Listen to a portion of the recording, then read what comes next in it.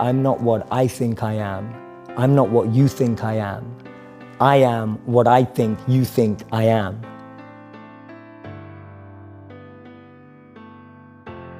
I've always had friends who are older than me. And I could see a lot of them in the most successful careers, successful jobs, beautiful partners, whatever it was. But I saw a sense of lack of fulfillment, meaning and purpose in their lives.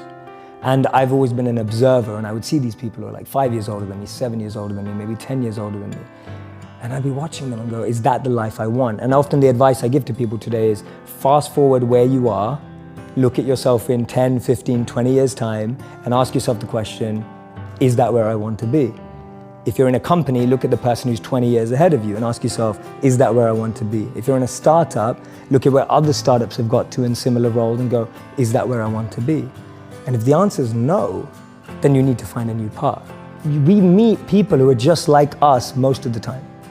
And we talk about this in business all the time. If you want to be a billionaire, spend time with billionaires. If you want to be a millionaire, spend time with millionaires. If you want to be a tech startup, spend time with, that's the common rhetoric that we hear all the time. But what if you want to find purpose and master the mind? There's no one better than a monk who's mastered the mind. So for me, the first step is just opening yourself up to new experiences and new role models. Because most of us can't see ourselves in people, so then we try and fit ourselves into the boxes that we do see. And I mean, there's this beautiful quote that I've been saying it everywhere, and I wish I wrote it, but I didn't. So it's by a philosopher and writer named Cooley. And he said that today, I'm not what I think I am. I'm not what you think I am. I am what I think you think I am. And just let that blow your mind for a moment. It's so powerful. I'm not what I think I am. I'm not what you think I am. I am what I think you think I am. So we live in this perception of a perception of ourselves. Hence, my identity is made by what my parents think I should be. My identity is made up by what my college or university thinks I should achieve. While you're living in that bubble and that echo chamber, getting to what you really want to do is impossible, because maybe that just doesn't fit. And I think so many people feel that way today, that they don't fit into the current education system. They don't fit with the 3 or 4 or 5 careers that you're taught exist. So that process of self-excavation and actualization first requires being exposed. You can't be what you can't see. If I never saw a monk, I would never have wanted to be a monk. If I never meet a billionaire, I wouldn't want to be one, because I wouldn't know what that feels like. I don't know what it looks like. I don't know what it takes. And I think that's the biggest challenge of our society, that we're not exposed. So that's the first step, being exposed to unique experiences and role models.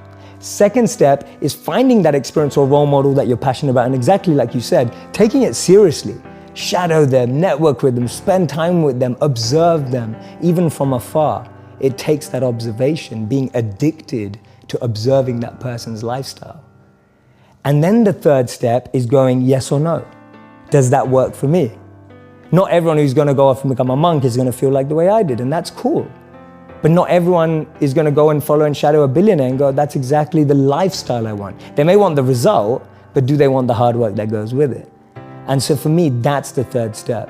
It's observing, focusing, shadowing, getting as close to the process of that individual, and then going yes or no. Do I want that process? Not do I want the result? All right, what's the impact that you want to have on the world? I think you've said it so beautifully so many times and shared my vision, which is wonderful, and it's wonderful to know that we share the same thing. It's making wisdom go viral. There's an incredible study in 2017 that said the most successful people in the world, healthy, wealthy, and wise, choose education over entertainment. The impact I want to have on the world is I want to transform and revolutionize the entertainment industry so that it becomes educational without anyone knowing. So it's still completely entertaining. It's still like watching Netflix, but you're learning about human behavior, the mind, neuroscience, and everything without even knowing you are. To me, that's the greatest win that we can have for our society. How many people are going to quit watching Netflix and reading a book every night? I don't know. But if we can make that book come to life on Netflix, that's going to change the world.